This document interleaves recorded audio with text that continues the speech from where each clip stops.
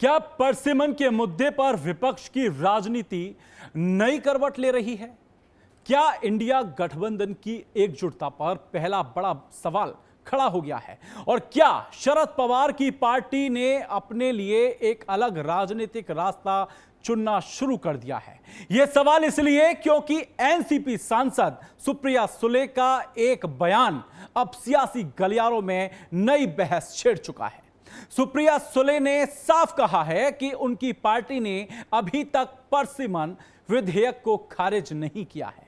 उनका कहना है कि पहले सरकार विधेयक का मसौदा सामने रखे, उसके बाद इंडिया गठबंधन के सहयोगी दलों से चर्चा होगी और फिर अंतिम फैसला लिया जाएगा। लेकिन सवाल यह है कि क्या यह सिर्फ संसदीय प्रक्रिया का सम्मान है या फिर विपक्ष के भीतर बदलती राजनीतिक सोच का संकेत?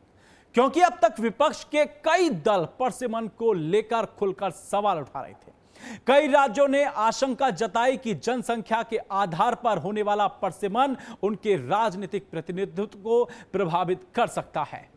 ऐसे में अगर इंडिया गठबंधन के भीतर ही अलग अलग राय सामने आने लगे तो क्या विपक्ष इस मुद्दे पर एकजुट रह पाएगा? क्या लगता है? क्योंकि क्या एनसीपी कोई ऐसा राजनीतिक विकल्प खुला रखना चाहती है जो आगे चलकर उसकी रणनीति का हिस्सा बने, या फिर बिना विधेयक का मसौदा देखे किसी निष्कर्ष पर न पहुंचने की यह एक व्यवहारिक और लोकतांत्रिक सोच है?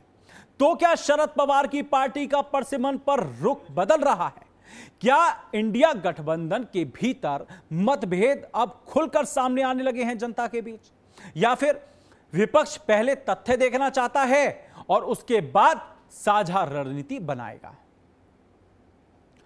क्योंकि लगातार जिस तरीके से ये सवाल खड़े हो रहे हैं 2029 की सियासी, पहले आपको सुप्रिया का बयान सुनाते हैं, क्या कुछ कह रहे हैं, सुनिए। How confident you are that your 8 MPs are going to stick with you? Nobody has made any attempts towards me or my MPs to the best of my knowledge. So, I don't have so much spare time to indulge in gossip. And I don't believe in sources, I believe in reality. So let me reassure you that all 8 MPs of NCP SP and all our MLAs, we stick together. Whatever decision we'll be taking, please understand, NCP is a party where Shri Sharad Pawar not only leads it, he invests in everybody and he listens. His biggest strength as a leader that he's an amazing listener. And you can verify this. He will talk to every MLA and MP and hear them is what they want or what their view is. Only then he gives a decision. Anybody who's worked with him will tell you this. और सबसे बड़ा सवाल, क्या परसिमन का मुद्दा अब सिर्फ संवैधानिक बहस नहीं बल्कि 2029 की राजनीतिक बिसात का सबसे अहम मोहरा बन चुका है? इन्हीं तमाम सवालों का जवाब तलाशेंगे और अब इस चर्चा को आगे बढ़ाते हैं। हमारे साथ जुड़ रहे हैं HNN न्यूज के managing editor Mukesh Kumar sir. Mukesh ji, बहुत बहुत स्वागत है आपका। Thank you. मुकेश जी, सुप्रिया सुले कह रही हैं कि पहले सरकार बिल का मसौदा लाए फिर फैसला होगा, लेकिन सवाल यह है कि क्या यह संवैधानिक प्रक्रिया का सम्मान है या इंडिया गठबंधन के भीतर बढ़ते मतभेदों को छिपाने की कोशिश हो रही है? क्या लगता है?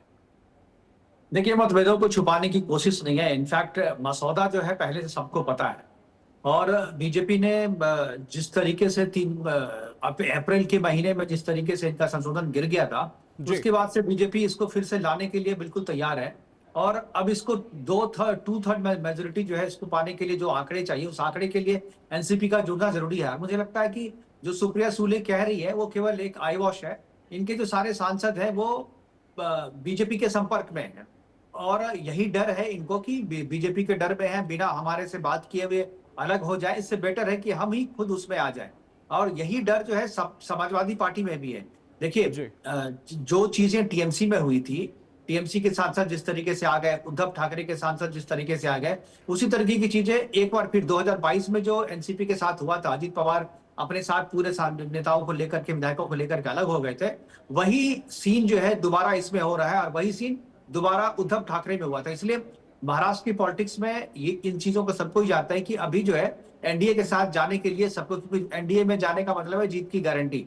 तो सांसदों को किसी पार्टी की आइडियोलॉजी पे कोई निष्ठा, नेता पे कोई निष्ठा नहीं है। उनको अगला चुनाव जीतना होता है, और अगला चुनाव अगर जीतना है तो आपको सरकार में आना जरूरी है, या एनडीए के साथ, क्योंकि एनडीए का वहां पर माहौल है भी महाराष्ट्र में। तो मुझे लगता है कि एनसीपी के जितने भी सांसद हैं, 8 सांसद हैं, और एक जो है सांसद इनके राज्यसभा में है, तो 9 के 9 सांसद जो है, ये सुप्रिया सुले अभी जरूर करिए मसौदा उनको भेज दिया जाएगा। मसौदा में कोई बात नहीं, क्योंकि ये तो ओपन प्लेटफॉर्म पे है मसौदा। तो सर क्या विपक्ष परसिमन का सिद्धांत विरोध कर रहा है या फिर बिना मसौदा देखे राजनीतिक बयानबाजी कर रहा है? क्या लगता है सर आपको? नहीं, 2 चीजें देखिए। परिसीमन इसलिए लाया जा रहा है क्योंकि इसमें महिला आरक्षण बिल जो है, महिला आरक्षण बिल को एडजस्ट करना है। महिला आरक्षण बिल पे समर्थन सारे नेताओं का है, लेकिन महिला आरक्षण बिल का जो फॉर्मेट है, जो मनमोहन सिंह की सरकार में भी जो पास हुआ था, उसमें था कि मौजूदा जो सांसद है, सांसदों की संख्या या संसद की जो कैपेसिटी है, उसी कैपेसिटी में 33% आरक्षण देने का जो प्रस्ताव है वो पिछली सरकार ने दिया था।